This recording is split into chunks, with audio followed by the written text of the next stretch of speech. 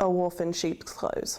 Is how Tambra Blankenship describes working under Marie March as a legislative aide. Because what you see is not really what is there. Blankenship and Delegate Marie March connected in June of 2022. At that time, Blankenship worked for an insurance company and handled March's home and auto insurance. Blankenship says she got a text in June from Delegate March asking if she knew of anyone willing to work as a legislative aide. 4 kids seemed like an amazing opportunity. Blankenship says about 2 weeks after accepting the job, she became more like an assistant. Just taking care of business, answering phone calls. Sometimes 11 o'clock at night, I was laying in bed and be getting text message. Blankenship said while working as a legislative aide, things went south. She claims she began doing work for March's personal businesses like Fatback Soul Shack and Due South Barbecue, restaurants in Christiansburg. Both are now closed. I couldn't really afford not to have a job. It was just one of those things. I did not want to get on her bad side because 4 kids, you kind of need good benefits. While Blankenship claims there were good benefits, the relationship between her and March severed.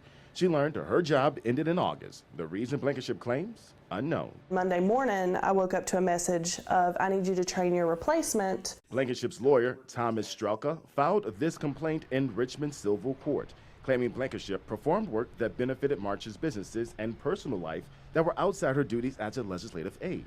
Ms. Blankenship was routinely directed by Delegate March to do things on behalf of Delegate March's private businesses. Strelka also claims March violated the Wage Overtime Act because March failed to pay Blankenship overtime. That is the law. One would think a lawmaker would know that, or maybe have more respect of that. We emailed Delegate Marie March directly about the claims on May 22nd and this week, and she has yet to respond to our request for a comment. We also reached out to the Attorney General's office representing March, and they tell us, quote, "We do not comment on pending litigation." However, in court documents, the Commonwealth's attorney representing March argued Blankenship failed to claim any expectation of compensation for any work done outside the scope of Delegate March's officials' duties.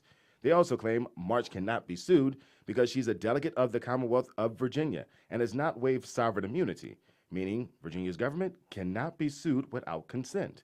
However, Strelka claims that's not entirely true. Sovereign immunity was lifted from 2021 to about a little past midway of 2022. While Blankenship awaits the hearing, the reason she came forward now. Actions have consequences, and sometimes people really need to feel those consequences.